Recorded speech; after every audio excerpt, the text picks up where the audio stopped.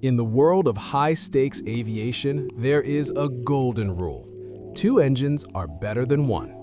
It's a rule built on safety, power, and prestige. But in the Swiss Alps, a group of rebellious engineers decided to break that rule entirely. They built a machine that shouldn't make sense. It's a single-engine propeller plane that costs as much as a luxury jet, yet it has quietly become the most successful turboprop in human history. It's been called the Swiss Army knife of the skies, but that nickname hides a controversial secret. Why are the world's most elite operators, from U.S. Special Forces to billionaire CEOs, abandoning multi-million-dollar jets for a plane with only one engine?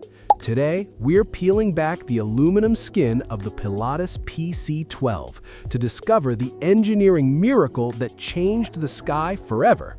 If you think you know why this plane is successful, think again. The impossible brief. To understand the PC-12, we have to go back to 1987. At the time, the aviation market was split.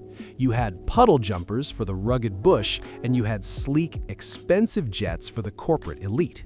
There was no middle ground. Pilatus Aircraft, based in Stans, Switzerland, looked at this gap and made a gamble that many in the industry thought was suicide.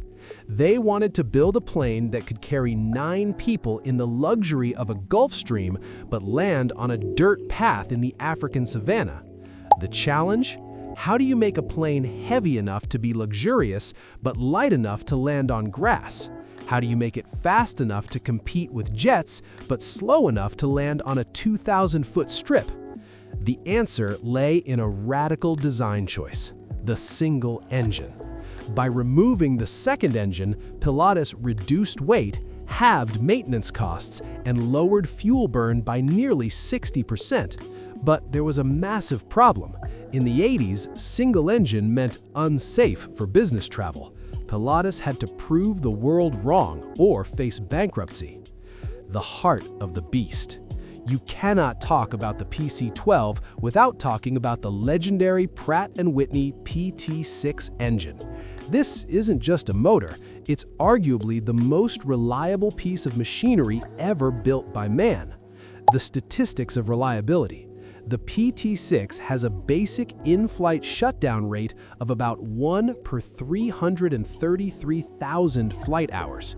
To put that in perspective, you could fly a PC-12 for 40 years straight without an engine failure. Because the engine was so reliable, Pilatus could focus on the frame. They built the PC-12 around a massive 53-inch by 52-inch cargo door. This is the secret sauce. Most business jets have tiny doors that can barely fit a suitcase. The PC-12, you can forklift a literal pallet of cargo or a motorcycle directly into the cabin. This versatility meant that one day the plane is a flying ICU for the Royal Flying Doctors Service in Australia, and the next day it's a luxury limo for a tech mogul in Silicon Valley. The Swiss Army economics. Let's talk about the billionaire's math. Why would someone spend $6 million on a PC-12 when they could buy a used jet for the same price? It comes down to operating costs. A typical light jet burns anywhere from 150 to 200 gallons of fuel per hour. The PC-12? It sips roughly 60 to 70 gallons. Over a year of flying, that's a savings of hundreds of thousands of dollars. But it's more than just fuel. Because it only has one engine, you only have one set of turbine blades to maintain. You only have one engine to overhaul. In the aviation world, parts don't cost hundreds, they cost tens of thousands. By cutting the engine count in half, Pilatus effectively cut the headache in half. The evolution. Success breeds competition, and for decades the PC-12 was the undisputed king. But Pilatus knew they couldn't stand still. They introduced the PC-12 NG, next generation, in 2008, bringing in a completely digital cockpit. But the real game changer arrived recently, the PC-12 NGX. What makes the NGX special? FADEC, full authority digital engine control. This is Tesla-level tech for a plane.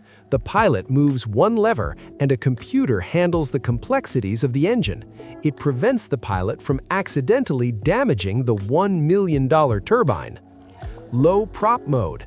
At the touch of a button, the propeller slows down, making the cabin significantly quieter.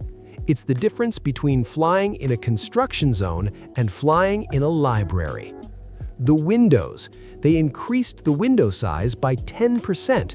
It sounds small, but in a pressurized tube at 30,000 feet, every inch of glass is a massive engineering feat. This is why the PC-12 holds its value better than almost any aircraft. A 10-year-old PC-12 often sells for more than its original sticker price. It's not just a plane, it's an appreciating asset. The shadow operators. Now here is the part of the story most people miss. The PC-12 isn't just for the wealthy. It has a dark, tactical side. The US Air Force operates a version called the U-28A Draco. Why would the world's most powerful military use a civilian bush plane? Because the PC-12 is a ghost. It has a low acoustic signature. It's hard to hear from the ground. It can take off from a dirt road in a conflict zone, fly for 1,800 miles, and blend into civilian traffic. It's used for signals intelligence, search and rescue, and inserting special operators into places where a screaming fighter jet would be too obvious. When the military, the billionaires, and the doctors all agree on the same piece of equipment, you know you've built something legendary. So, is the Pilatus PC-12 the world's most successful turboprop? If you measure success by sales, with over 2,000 units delivered, the answer is yes. If you measure it by reliability, with 10 million flight hours, the answer is yes. But perhaps the true measure of its success is that it did what everyone said was impossible. It made the world fall in love with a single engine again. The PC-12 didn't just win the market, it redefined what a plane can be. It's a workhorse in a tuxedo, a mountain climber in a business suit. It is, quite simply, the Swiss Army knife of the sky.